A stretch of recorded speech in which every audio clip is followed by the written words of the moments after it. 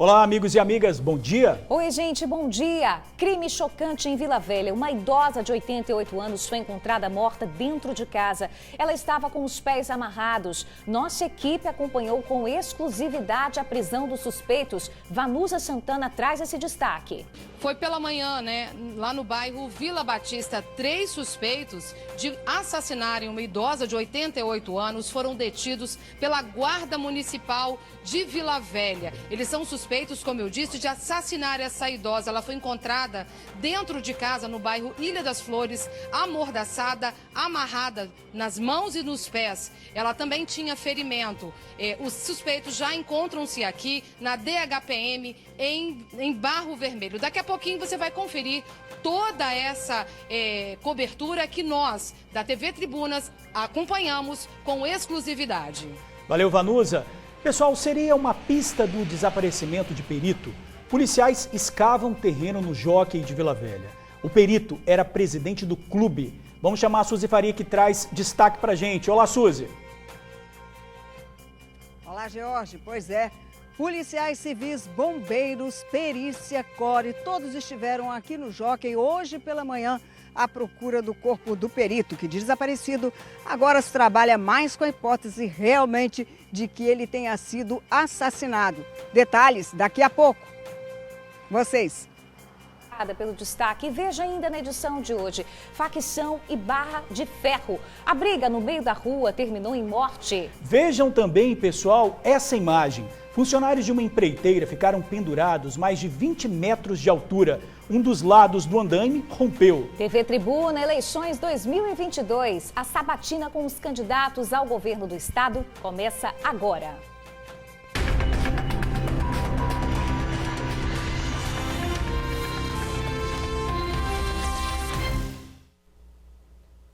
É um compromisso com a democracia. No dia 2 de outubro, 2.921.000 eleitores vão eleger o governador do Espírito Santo.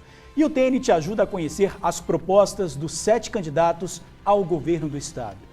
A entrevista também é transmitida ao vivo pelo nosso portal de notícias Tribuna Online. Por ordem de sorteio feito na presença dos assessores dos políticos, hoje nós recebemos aqui, ao vivo no TN, Vinícius Souza, o capitão Vinícius do PSTU. O candidato vai ter 12 minutos para apresentar as propostas ao governo do estado e 1 minuto para as considerações finais. Olha, Vinícius Souza é capitão da PM, bacharel em Direito, é natural de Belo Horizonte e se mudou para o Espírito Santo para trabalhar.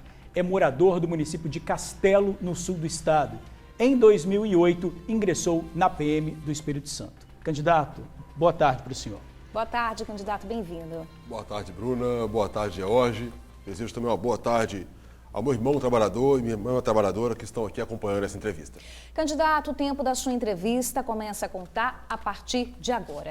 Em outras oportunidades, o senhor já afirmou que a guerra entre gangues rivais, a guerra do tráfico aqui na Grande Vitória é uma retórica criada, mas a realidade do morador de bem que está aí no fogo cruzado, levando bala perdida, vendo o ônibus sendo queimado, não é bem essa, né? Ele vive isso todo dia. Portanto, o senhor diz no seu plano de governo que o atual modelo de polícia não foi criado para desempenhar um papel na segurança pública. Eu pergunto ao senhor como o senhor pretende garantir, então, a segurança da população capixaba? Perfeito, Bruna. É uma excelente pergunta. Nós precisamos de instituições policiais vocacionadas, preparadas, realmente para, primeiro, respeitar o policial, respeitar o trabalhador da segurança pública. E também, sobretudo, para atender a população de maneira mais eficaz. Hoje o nosso modelo de polícia, dividido, uma polícia civil fazendo uma polícia militar fazendo a parte de serviço, uma polícia civil fazendo outra parte, uma integração muito difícil por conta da rigidez das instituições. Nada disso foi criado para atender a população ou respeitar o trabalhador. É preciso uma mudança no modelo de polícia. O senhor fala em desmilitarização da PM. Essa seria a mudança que você propõe? Sim, passa por aí. Passa por aí porque, além de polícia, muitos dos problemas de segurança são muito mais bem enfrentados, seriam muito mais bem enfrentados com a política adequada de saúde e de educação. E essas políticas, no mais das vezes, não são adotadas, Jorge. Os governos, os governantes, preferem jogar pro policial o problema como um todo, né? O policial funciona como um bombril. É barato e mil e uma utilidades. Então nem o profissional é valorizado e nem o problema é resolvido, porque há questões que ultrapassam a competência e as condições de trabalho de um policial. Inclusive, o senhor afirma também que é a favor da descriminalização e regulamentação de drogas. Para quem está assistindo o senhor, explica melhor como é que funcionaria isso. Perfeito. Esse é o tema central para as comunidades. Hoje a população está metida numa guerra. Isso é péssimo. Não há como levar paz às comunidades se nós continuarmos entendendo que cabe ao soldado de polícia resolver um problema de uso de drogas, que cabe ao soldado tratar uma pessoa com dependência química. Essa é uma questão de saúde pública. É uma questão de saúde pública, que precisa ser, portanto, resolvida com investimento nesse setor da saúde pública. O problema das drogas é seríssimo, aflige inúmeras famílias. Mas a guerra mata mais do que as drogas. Então não é criando um novo problema que nós solucionaremos o problema das drogas, e sim enfrentando com saúde pública e de maneira incisiva esse tema. Então, na visão do senhor, liberar o uso das drogas regulamentado pelo Estado, isso solucionaria o problema das guerras do tráfico, por exemplo? O problema liberado já está. Liberado já está. O problema é que falta uma regulamentação e a descriminalização é o caminho para isso. Mas o problema é uma liberação que gasta muito dinheiro dos cofres públicos, né? De ter que manter uma segurança para combater essa liberação paralela, né? Hoje sim. Gasta uma fortuna dos cofres públicos e possibilita um negócio paralelo, porque o tráfico de drogas é uma reserva de mercado terrível. Terrível para as comunidades. Mas essa reserva de mercado, Jorge, ela possibilita a lavagem de dinheiro, certo? Ela possibilita inúmeros crimes, o tráfico de armas. Portanto, esse conflito entre as facções criminosas, ele é do interesse, infelizmente, desse sistema político que nós temos hoje. Esse sistema tem que ser radicalmente transformado pela população. Mas eu não entendi ainda. Quem combateria, então, a bandidagem? Quem combateria? Com a desmilitarização? Como é que seria a segurança nesse caso? A polícia não deixa de existir. Nós estamos falando de mudar o modelo de polícia, de uma instituição militarizada, onde os profissionais não têm direitos políticos, não têm direitos de cidadania, não têm direito sequer a uma jornada de trabalho definida, porque o policial militar hoje, trabalha mais de 70 horas semanais, por exemplo, em Operação Verão, não recebe hora extra. Portanto, assegurar os direitos desse trabalhador é o primeiro, e de qualquer trabalhador, é o primeiro passo para melhorarmos na prestação de um serviço público. A desmilitarização conversa inicialmente com essa demanda de respeitar o profissional de segurança pública como um trabalhador. O policial é um trabalhador. Candidato, vamos falar um pouquinho também sobre política. No seu plano de governo, o senhor afirma que, se eleito, os salários dos parlamentares, prefeitos, secretários e também o seu próprio salário, caso seja governador, não vai poder ultrapassar o salário de um operário qualificado ou de um professor. Como é que o senhor pretende fazer isso? Sim, eu considero isso um absurdo completo, o que nós vemos hoje, que se supervaloriza um sistema político que, aliás, não tem servido à classe trabalhadora. Não tem servido, Bruno, à classe trabalhadora. Nós entendemos que, por meio de plebiscitos, é preciso chamar a população capixaba, chamá-la a votar cada um desses temas centrais. Uma das propostas que serão apresentadas para a população examinar é justamente esse teto para o salário dos políticos, vereadores, todos os políticos do Estado. A população dizendo se é justo que um professor ganhe menos do que um vereador, um prefeito, um governador do Estado. Não é justo. São funções que merecem uma valorização, uma remuneração digna? Claro que sim, mas essa valorização digna, Jorge, precisa ser a mesma valorização que é paga aos operários mais qualificados, aos professores. Não pode estar além disso. O senhor também propõe, candidato, uma redução do número de municípios, né, de 78 para 10.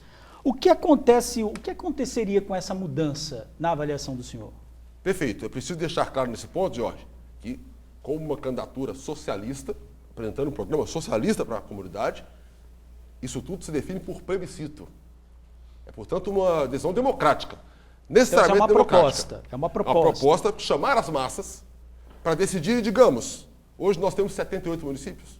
muitos deles estão replicando uma lei de uma Câmara Municipal replica, né? Copia a lei de um município vizinho, aplica ali, aquele município. Seria mais importante nós termos escolas em tempo integral. Então, a verba que tem sido gasta para manter esse sistema político com 78 câmaras municipais, secretarias, etc. Nós poderíamos ter municípios maiores, sim, mas com serviços complexos e completos de saúde, de uma guarda municipal. Exigisse um requisito para o município se estabelecer, certo? Mais importante do que ter uma Câmara é ter um serviço público de qualidade. E as duas coisas têm custos. É preciso o povo decidir o que ele priorizará. Mas a redução para 10 municípios apenas segue um critério técnico, porque o Espírito Santo tem 10 regiões. Tecnicamente, é o dado. A divisão leva em conta os aspectos sociais e econômicos de cada uma dessas regiões. Portanto, 10 seria o número ideal de municípios num critério técnico. Mas a decisão não pode ser meramente técnica. É preciso que o povo decida por plebiscito se é desejo dele ou não fazer a conversão, na verdade, de um município em uma cidade anexa a outra. Agora, o senhor falou aí agora também das escolas em tempo integral. É um projeto do seu plano de governo, a criação de escolas em tempo integral, mas a gente já tem mais de 130 escolas que seguem esse modelo hoje aqui no estado. Qual seria o diferencial da sua proposta para as escolas em tempo integral? Universalizar. Isso não ser uma escola modelo, e sim um modelo de escola, um novo modelo de escola. O formato de tempo integral não tem que ser exceção, Bruno. É direito de todos os trabalhadores, sobretudo trabalhadoras, porque na nossa formação de sociedade, machista que é sobre a mulher que recai, geralmente, as obrigações, a tripla jornada de cuidar da família, trabalhar, enfim. É muito injusto isso aí. Portanto, o direito básico à educação integral, tanto creches, quanto ao primeiro e o ensino médio, o primeiro grau, né, fundamental, e ensino médio. Isso tem que ser assegurado. Também uma universidade estadual.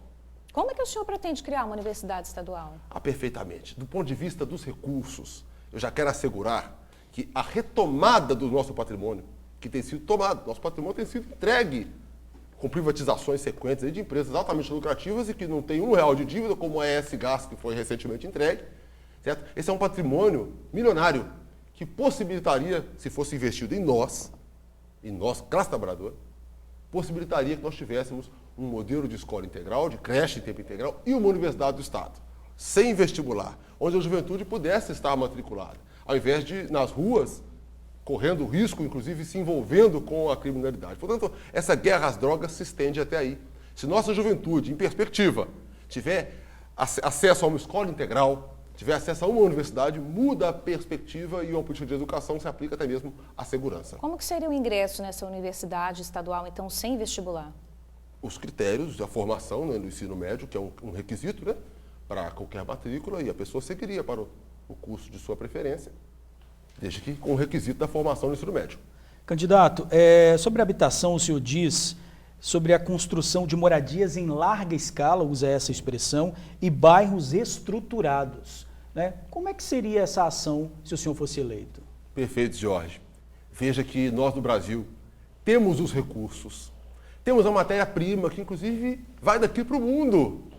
Nós temos uma população desempregada. Precisamos, portanto, Jorge, de um grande plano de obras públicas, porque há necessidade e há o potencial, e há pessoas precisando de emprego, dispostas a trabalhar. Esse grande plano de obras públicas é para a construção de moradias em larga escala, para resolver o problema do déficit de moradia.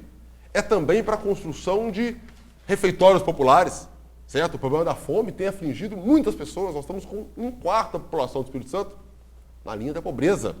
Portanto, precisamos enfrentar essa questão com verdade, com interesse, certo? E há recursos para isso. Mas esse plano já é consolidado dessas casas? O senhor pode adiantar a quantidade para a gente, por exemplo? Esse plano de obras públicas precisa zerar o déficit habitacional, zerar o déficit, e ele precisa ser elaborado por cada município do Espírito Santo. É um plano que será executado com o recurso, mas conforme o planejamento de cada município. Bom, a gente está se aproximando do final da entrevista, mas ainda tem um tempo final. A gente tem aí mais de 174 mil pessoas desempregadas no estado. Como resolver esse problema? Justamente, a nossa visão é que todos têm que ter direito ao trabalho. Todos precisam ter direito ao emprego. E é nosso interesse, enquanto cidadãos, que as pessoas estejam trabalhando, produzindo. O grande plano de obras públicas vai nessa direção. empregar as pessoas na construção daquilo que nós necessitamos. O Estado tem os recursos, e está entregando para os milionários de mão beijada. Não só o Espírito Santo, mas no modelo capitalista, todo o país. Nós vimos que a Petrobras, por exemplo, está sendo entregue somente os dividendos que a Petrobras pagou aos acionistas milionários foi mais do que todo o valor investido em educação e saúde no Brasil, certo? Dessa forma, de fato, nós não vamos seguir chamar a população para transformar esse quadro. Candidato, seu tempo acabou, mas agora o senhor tem 1 minuto para suas considerações finais. O tempo está valendo a partir de agora. Perfeito. Eu queria inicialmente agradecer a você, meu camarada trabalhador, minha camarada trabalhadora, que estiveram acompanhando essa nossa apresentação. Precisamos de um novo modelo de política, um novo sistema político. Transformar essa lógica de sermos chamados apenas de 4 em 4 anos para escolher, numa lista de milionários, qual deles vai gerir nossas riquezas. Não, nenhum deles vai gerir. Não queremos nenhum deles, certo? Precisamos eleger alguém da classe trabalhadora para iniciar uma transformação chamando o povo. É o povo quem transforma, seja por plebiscito, seja por meio de conselhos populares. Portanto, esse chamado ao povo é a apresentação da candidatura ao governo. Governador Capitão Souza, vice Soraya Chiabai, número 16. Eu peço o seu apoio para iniciarmos uma transformação e uma revolução no Espírito Santo e no Brasil. Obrigada, candidato, pela entrevista. Obrigado, Bruna. Obrigado, Jorge, pela oportunidade. Obrigado, candidato. Vamos seguir com o TN1, a gente volta já com novas informações sobre a prisão dos suspeitos de matar uma idosa dentro de casa em Vila Velha. Escavações no Jockey Clube de Vila Velha em busca de pistas do perito desaparecido há quase um mês. A gente volta rapidinho. 12h, 18 minutos, TN1 de volta falando de um crime chocante. Nossa equipe acompanhou com exclusividade a prisão de um dos suspeitos de assassinar a facadas uma idosa de 88 anos em Vila Velha. Tá aí, ó, ele sendo preso. A vítima, gente, teria servido um café pro assassino. Vanusa Santana está ao vivo e traz os detalhes pra gente. Ô Vanusa, um desses homens foi visto saindo da casa da idosa com uma TV. Boa tarde pra você.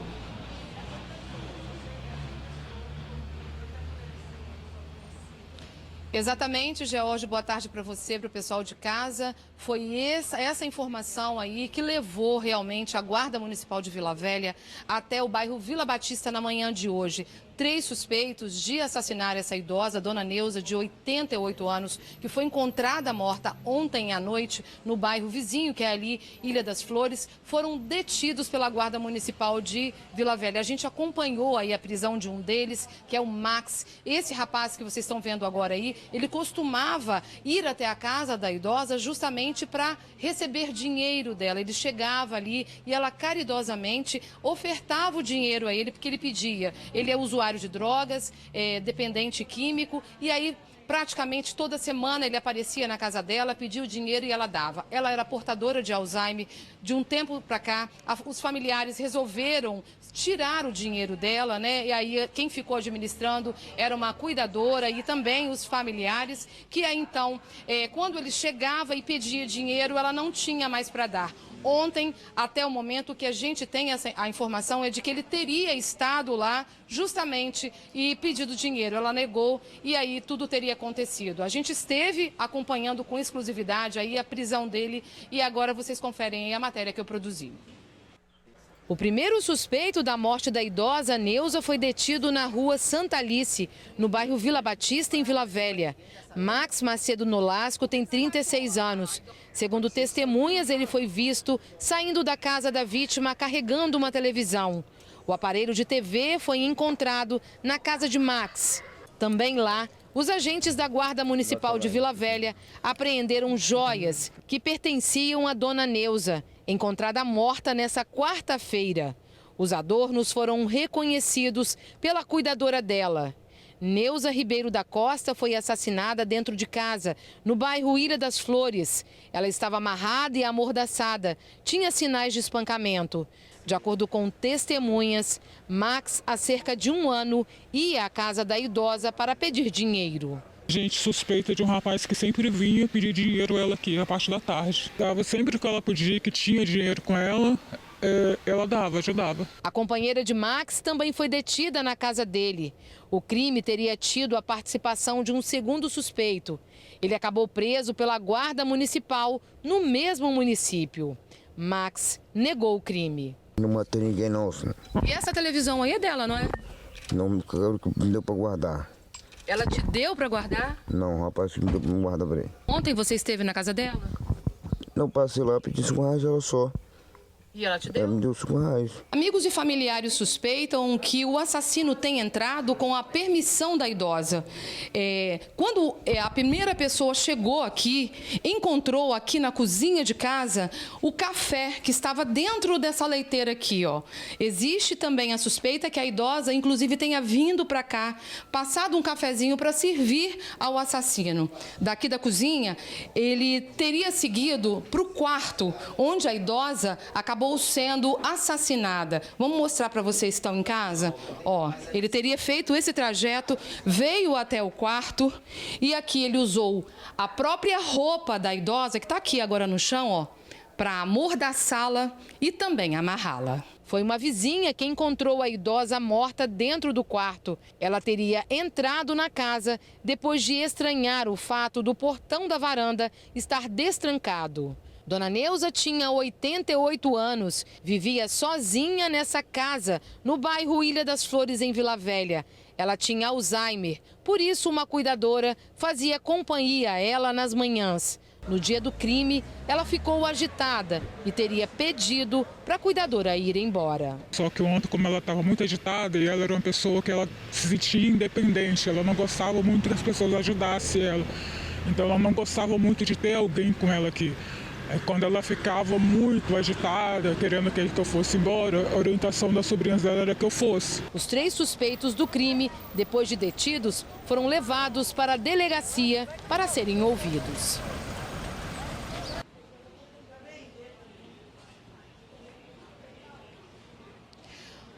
Pois é, os detidos estão aqui na divisão de homicídios em Vitória. Esse caso vai ser investigado pela Delegacia de Feminicídios, né, a DHPM, que fica aqui também no prédio. Ao meu lado estão os GMs, né, os agentes que participaram dessa operação.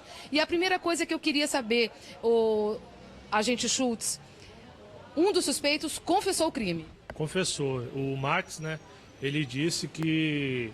confessou, né? Ele disse que realmente assassinou essa senhora devido a ela não estar dando dinheiro a ele. Ele já tinha ameaçado essa senhora um mês antes, que se ela não desse dinheiro a ele, ele iria matar ela. Infelizmente, no dia de ontem, isso se concretizou. Chegou a falar que agrediu ela? Ele chegou no local, a senhora não deu dinheiro, aí ele começou a pegar televisão, pegar objetos pessoais da senhora, e ele disse que no momento ali, ele e o parceiro dele decidiram amarrar essa mulher que estava na varanda na cama, e aí amarraram um pano na boca dela e sufocaram ela. Agora, ele já tem passagens, né, por algum tipo de crime? Os dois têm, por tráfico, né? Então a ficha de um também, que é o Rodrigo, é bem extensa. Essas imagens que a gente está vendo aí, se possível for colocar, para a gente colocar, é justamente do momento da prisão do Rodrigo. Do Rodrigo, O Rodrigo, após o Max ser preso, informou que o Rodrigo estaria no Beco da Morte, ali em Vila Batista. A gente prosseguiu até o local e conseguiu lograr êxito aí na abordagem e na prisão desse indivíduo. Ok, muito obrigada pela entrevista. Vocês chegaram até o Max por meio de denúncia, não foi isso? Os moradores que denunciaram aí, a gente conseguiu ir até o local. Tá joia, muito obrigada. Parabéns pela ação aí da Guarda Municipal de Vila Velha, que conseguiu aí prender 3 suspeitos de terem assassinado essa idosa, que foi encontrada morta ontem à noite no bairro Ilha das Flores. Volto com vocês aí no estúdio. Obrigado, Vanusa.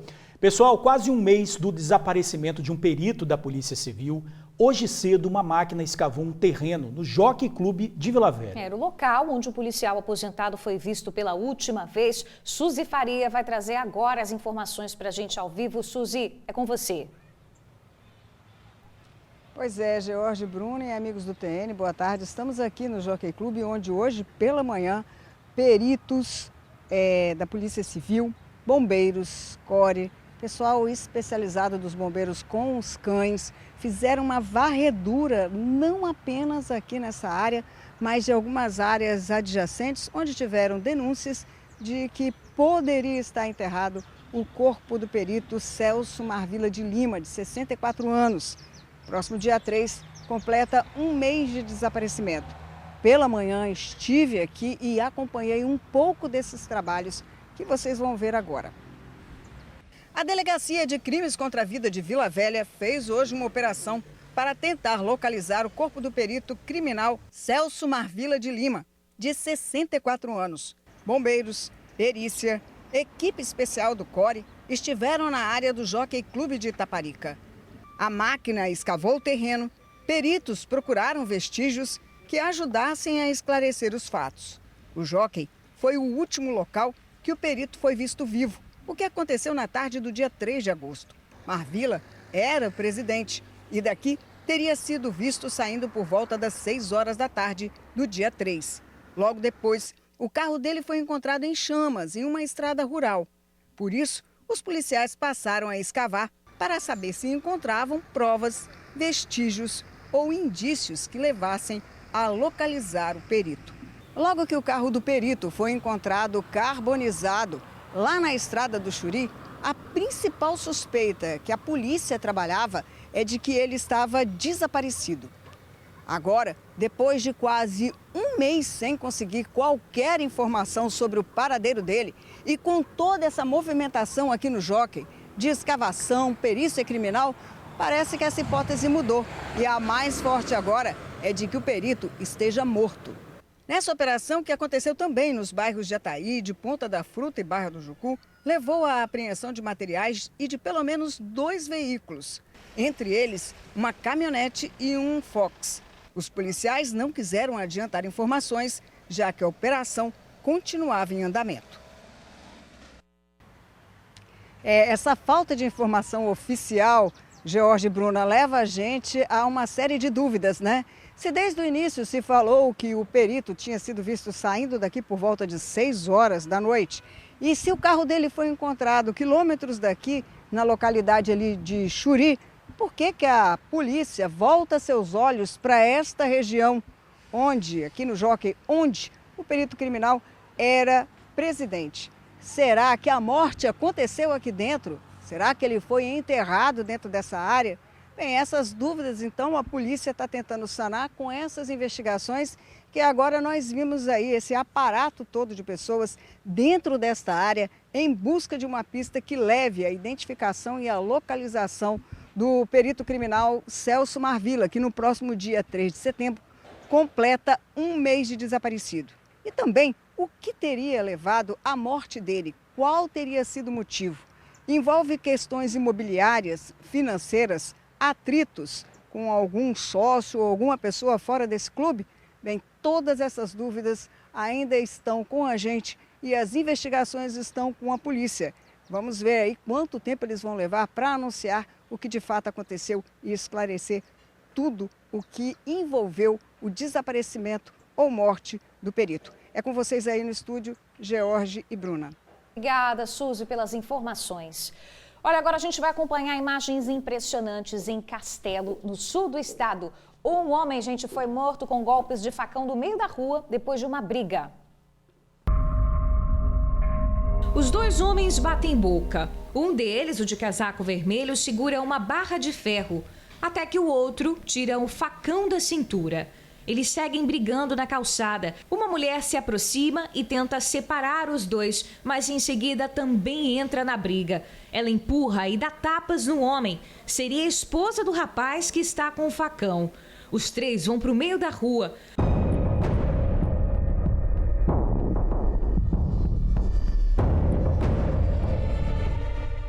A mulher segura a vítima, que é golpeada várias vezes.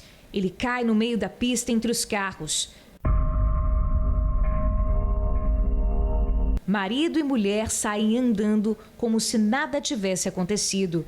De acordo com testemunhas, a briga teria começado porque no fim de semana a esposa do suspeito teria agredido a esposa da vítima. Ele foi ao local para tirar satisfação e acabou morto.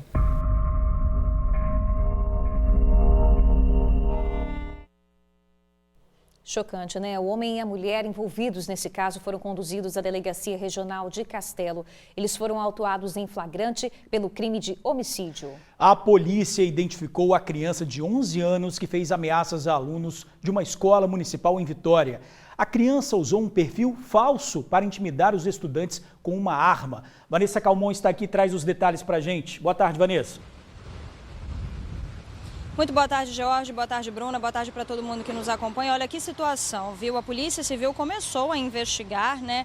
Depois que recebeu uma denúncia da própria Secretaria Municipal de Educação de Vitória, porque alunos de uma escola municipal estavam recebendo ameaças através de um aplicativo, né? De uma rede social. Ameaças essas dizendo que a escola ia acabar, com fotos de armas. Então, muitos deles ficaram assustados, procuraram a Secretaria então fez um boletim de ocorrência e procurou a Polícia Civil. Agora, o que chamou a atenção dos policiais, principalmente do delegado, né, responsável por esse caso, Dr. Breno Andrade, é que ao descobrir quem era a pessoa que estava por trás desse perfil falso na rede social, se tratava de uma criança de apenas 11 anos de idade. A Polícia Civil deu uma coletiva de imprensa hoje, deu mais informações sobre esse caso, diz que essa criança de 11 anos joga um jogo online, um jogo de tiro, e que nesse jogo online ela foi procurada por um adolescente de 13 anos e foi esse adolescente que pediu que a criança enviasse fotos dessa arma para colegas da escola, né? Essa criança estuda na escola, pediu que ela enviasse fotos dessa arma, ameaçasse esses alunos, ameaçasse a escola em troco de uma moeda que só vale dentro do jogo. Vamos ouvir o que disse o doutor Breno Andrade.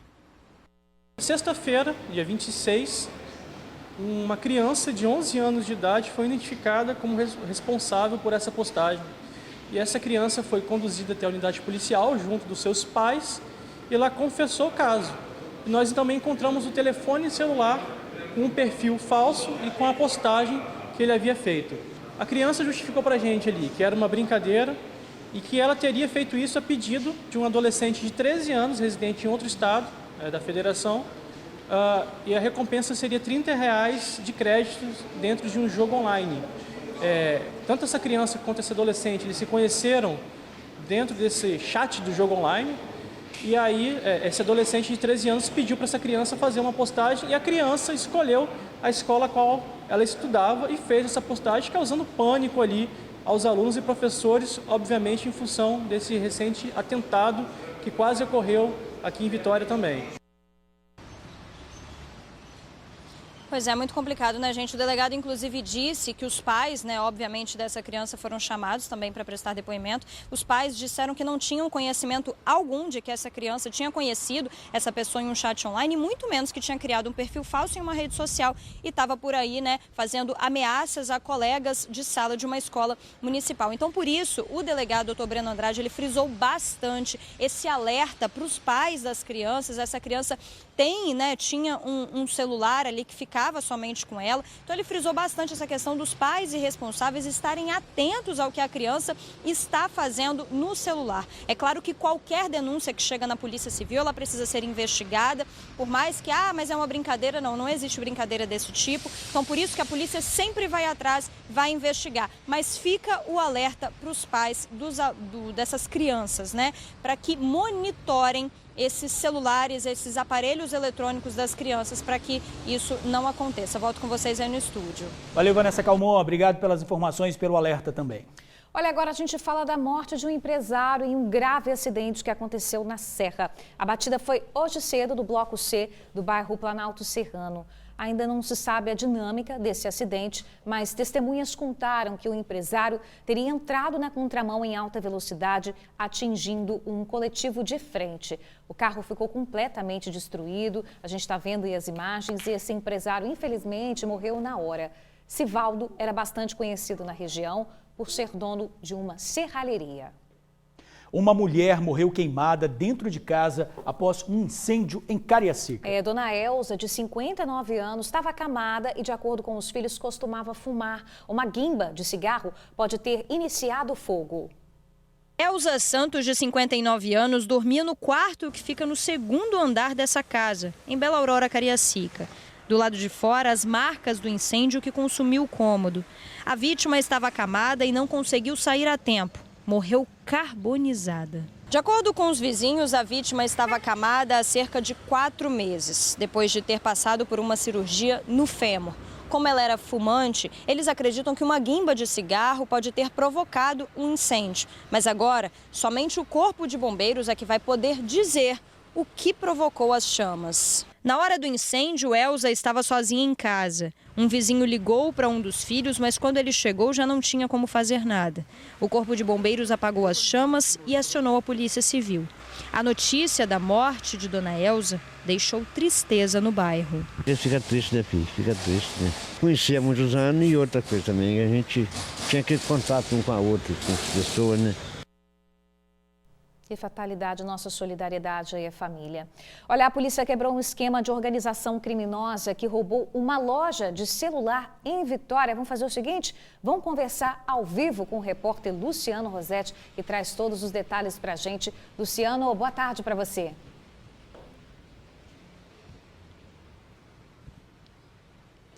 Boa tarde, Bruna, George, amigo e amiga do TN, boa tarde para todo mundo. Exatamente, a polícia, por meio dos policiais da Delegacia Patrimonial daqui de Vitória, eles desarticularam uma quadrilha especializada em assaltar lojas. Era tudo planejado, os crimes eram todos planejados, nada era feito de qualquer jeito não. Então tinha um mentor, um líder, um chefe dessa quadrilha que inclusive foi preso. Ele se chama Fernando Dias Costa, de 43 anos. Ele foi identificado pelas investigações da Delegacia Patrimonial como grande mentor, articulador das ações criminosas dessa quadrilha. Uma dessas ações, nós temos imagens aí para mostrar para você, de monitoramento de uma loja de celulares na Praia do Canto. Eles invadiram a loja, se passaram por clientes e depois de cometer o assalto, eles saíram, foram embora e ninguém mais os viu. Só que a última ação criminosa deles, praticada em Jacaraípe, na Serra, não deu muito certo não. Essa ação foi no dia 19, no último dia 19 de agosto, lá em Jacaraípe, na Serra, eles invadiram uma lanchonete e um dos integrantes da quadrilha, um dos criminosos, acabou morrendo. Ele tinha 27 anos, foi identificado como Matheus Pereira Machado. Ao todo, de acordo com as investigações, eram 4 integrantes dessa quadrilha. O Fernando, o líder, que foi preso, autuado inclusive por tentativa de latrocínio. O que morreu, identificado como Matheus Pereira Machado, de 27 anos, e outros 2 comparsas de 19 anos. A polícia pediu para a gente divulgar os nomes deles. Eles se chamam Cleiton dos Reis Xavier e o outro Rafael Henrique Alvarenga de Oliveira. Repetindo, Cleiton dos Reis Xavier e Rafael Henrique Alvarenga de Oliveira, os 2 têm 19 anos. A delegacia que investigou esse caso foi a Divisão Patrimonial. O delegado Gabriel Monteiro gravou uma entrevista para a gente agora há pouco, dando os detalhes. Vamos ver.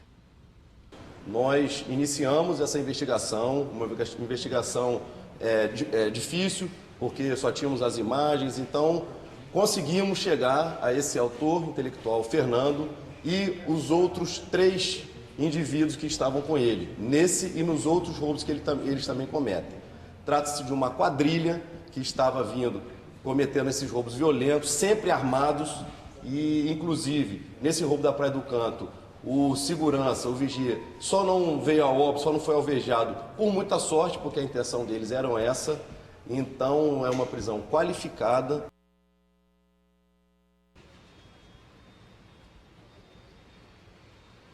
Muito bem, então só para revisar aqui, dos 4 integrantes, o líder está preso, Fernando Dias Costa, de 43 anos.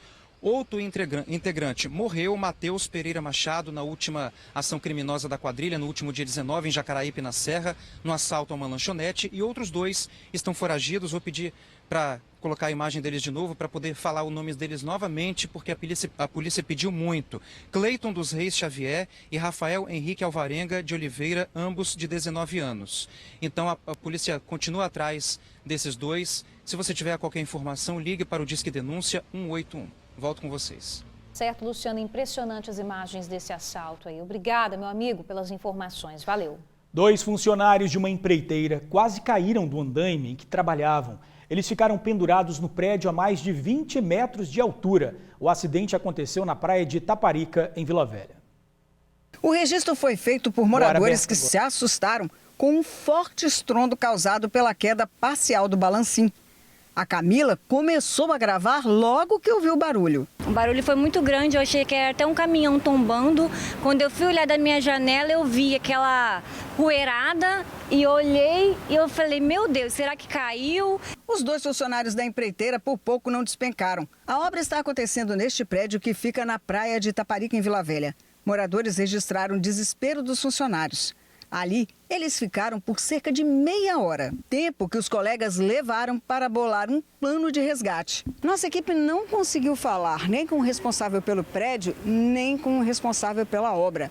Mas ficamos sabendo que dos 2 funcionários, apenas um chegou a ir ao hospital e mesmo assim apenas com as lesões leves. Por volta das 9 horas da manhã, eles conseguiram retirar os 2 com segurança. Ainda não se sabe qual foi a causa do acidente. Uma equipe do CREA está nesse momento no local para avaliar a obra e as possíveis causas aí desse acidente. Em um acidente envolvendo 2 ônibus do Transcol deixou pelo menos 5 feridos hoje cedo. O acidente aconteceu por volta das 8h30 da manhã na Avenida Vitória, perto da Marechal Campos. Entre as vítimas, uma grávida. Todos foram socorridos por ambulâncias do SAMU. Um dos veículos chegou a subir na calçada e quase invadiu uma loja. A frente do ônibus ficou destruída. De acordo com os motoristas, o sinal estava aberto para os coletivos. Os feridos foram levados para o Hospital de Urgência e Emergência em Vitória. Pausa rápida e no retorno do TN1 você vai ver que uma câmera flagrou um homem sendo atropelado na faixa de pedestres. E tem história para inspirar as mentes empreendedoras. Fique com a gente para conferir, voltamos rapidinho. Estamos de volta, daqui a pouquinho tem os gols da rodada, mas antes, olha só essa imagem, gente. Uma câmera flagrou um homem sendo atropelado na faixa de pedestre. A vítima atravessava a rua Jacinto Bassetti, no bairro São Silvano, em Colatina. O carro para na faixa. Já o motociclista que vem ao lado não para e atropela o pedestre.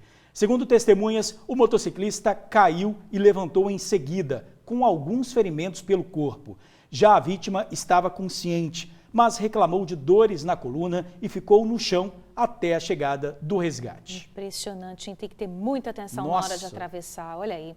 Olha, hora de falar de negociação de dívida, assunto muito importante. Até sábado, o PROCON e a Defensoria estão fazendo aí um mutirão para limpar o nome de todo mundo. Olha, a renegociação é para quem tem dívida com financeira, é muita gente, hein? Vanessa Camon está ao vivo e tem os detalhes pra gente. Boa tarde, Vanessa.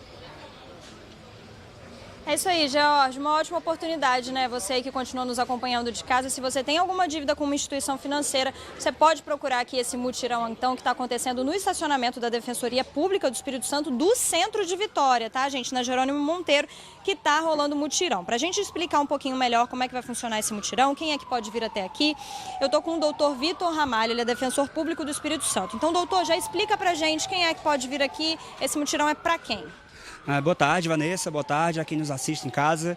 Esse mutirão é especificamente para as pessoas que têm alguma dívida com a empresa da casa financeira. Então, se você tem alguma dívida com essa empresa, seja uma dívida na justiça, seja uma dívida que não esteja na justiça ainda, aproveite a oportunidade para se dirigir aqui na Defensoria Pública. A Defensoria Pública tomou essa iniciativa em conjunto com o PROCON, pensando em fazer com que as pessoas resolvam esses seus problemas financeiros de forma autônoma aqui na Defensoria Pública, com apoio dos defensores e de atendentes do PROCON. Então, o horário é de 8 às 17 horas aqui na Defensoria Pública do Centro de Vitória, quinta e sexta, e no sábado será de 8 às 12. A gente ampliou esse horário para o sábado para que a gente possa também atender aquelas pessoas que têm dívidas com a da casa, que não podem vir em dia de semana. Agora, o legal também é que essas dívidas elas podem reduzir aí em até 40% ou até mais, né, doutor? Isso aí. Se você tiver uma dívida na justiça, você pode reduzir sua dívida em até 40%. Já se você tiver uma dívida que não esteja na justiça ainda, pode até ser mais do que 40%. Então, a Defensoria Pública tem esse papel de garantir os direitos da população necessitada. E uma forma de garantir os direitos é assim, resolvendo os seus problemas de forma extrajudicial e aqui conosco, com o apoio dos defensores e dos atendentes do PROCON. E existe uma expectativa em relação ao número de pessoas que devem procurar? Sim, a gente tem a expectativa de cerca de 500 pessoas no mínimo. Hoje é o primeiro dia, já tem um movimento muito bom, então a gente está até imaginando que a demanda vai aumentar amanhã e no sábado. Uma grande oportunidade, né? Melhor não deixar para depois, vamos chegar no final do ano aí, bem com as nossas contas, né? Isso aí. Psicologicamente é muito bom você estar com as suas contas resolvidas e a gente está aqui para apoiar quem está precisando. Compareça aqui na Defensoria Pública que você vai sair sem a sua dívida, tomara. Tá certo, então. Vitor Ramalho, defensor público do Espírito Santo, dando esse servição aqui pra gente. Se você aí de casa, então, tem uma dívida com essa instituição financeira que o Vitor citou, é só você vir aqui, então, no estacionamento da Defensoria Pública do Espírito Santo, em Vitória, no centro de Vitória, na Avenida Jerônimo Monteiro. E aí, dentro do horário comercial, mas no sábado vai estar aqui também até meio-dia para quem não pode vir durante a semana. É uma ótima oportunidade, hein, Bruna? George? Maravilha, hein? Bom a gente dormir tranquilo, sem nenhuma dívida, com a vida financeira resolvida aí, Final né? da reta do ano, tranquilidade. É Valeu, isso aí. Vanessa. Pessoal, ele já mexeu com venda de água, com venda de comida, cosmético e hoje é o homem do reboque. Bom, bora conhecer então a trajetória aí do empreendedor Aguinaldo dos Santos. Veja na reportagem. Empreendedores no TN. Mais que uma escolha financeira, Sicoob.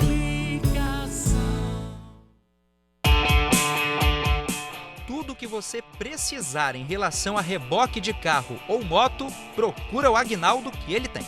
Todo modelo de reboque fazendinha, reboque baú, para barco, para jet ski, trailer, para moto e engate para todo tipo de automóvel, engate para Land Rover, SW4 e outros.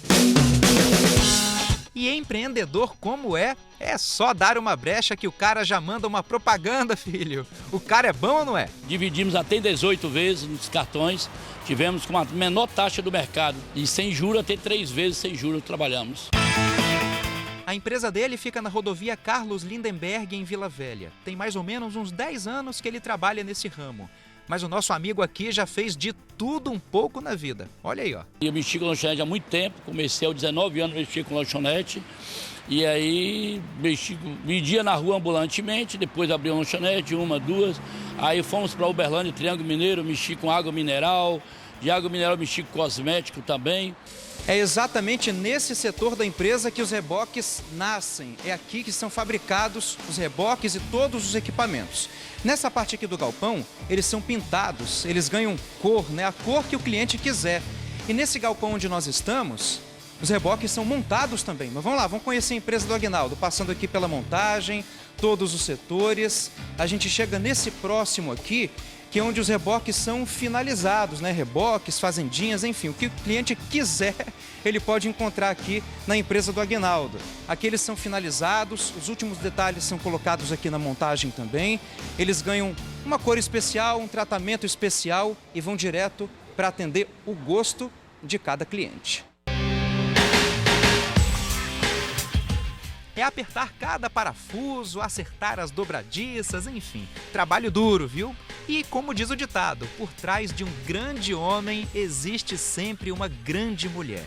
E essa mulher é a Neurilene, empresa familiar, é assim mesmo. Trabalhando muito, bastante mesmo, para poder a gente alcançar os objetivos que a gente tem, né? E para alcançar tem que trabalhar, né? E para o negócio crescer, é super importante a família pegar firme junto na organização e no trabalho. É muito importante para quem está começando um negócio entender o que é o negócio dela, ter clareza das competências que ele tem ou não tem, para que aquelas que já têm possam ressaltar e aquelas que não têm, que busque sanar. Seja sanar com funcionário, seja sanar com um curso, com uma especialização, com uma consultoria, mas precisa ser sanado. Essa é a ideia do Aguinaldo, é olhar para frente, é sonhar, trabalhar e crescer. É meu interesse. Faltar um vendedor também nos interior todinho para vender e a gente chegar e entregar. Fecha a carga, a gente vai lá e faz a entrega. Esse é o interesse da empresa.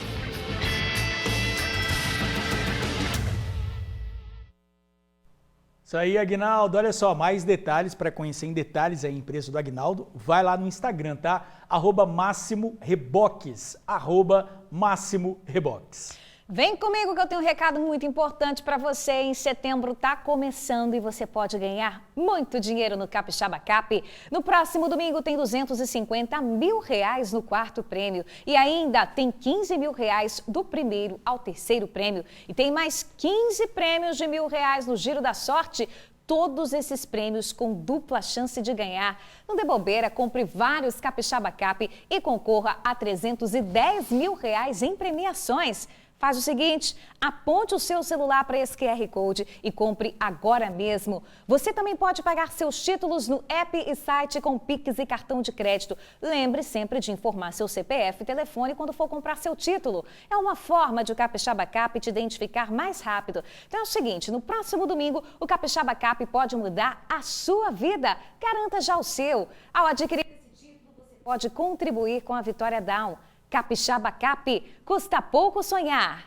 Vamos falar agora de futebol? Ô, Bruna, agora, chega esse assunto cá, me interessa demais. porque o seu Flamengo deu mais um show ontem, Deu um show, hein? Ganhando de 4-0 contra o Vélez 4-0 pela contra o Vélez. Libertadores. Goleada, hein, Bruna? Goleada total. Filipão que estava desacreditando aí, ó, ontem foi demais. Mas olha só, agora a gente vai acompanhar também outros gols, né, Gê? É Vamos. isso aí, vamos ver os gols de Ponte Preta, Bahia, Vasco e Guarani também. Roda aí.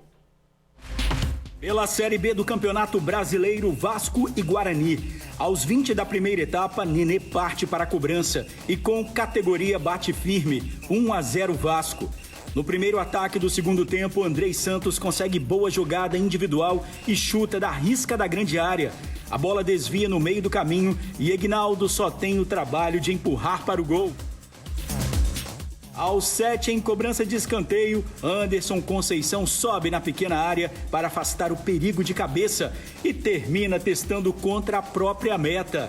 Gol contra, final Vasco 2, Guarani 1. Ponte Preta e Bahia. Aos 43, o Alisson Luiz abre o placar, 1-0 Ponte Preta. Aos 9 da segunda etapa, Luca amplia o marcador. E fica assim, final Ponte Preta 2, Bahia 0.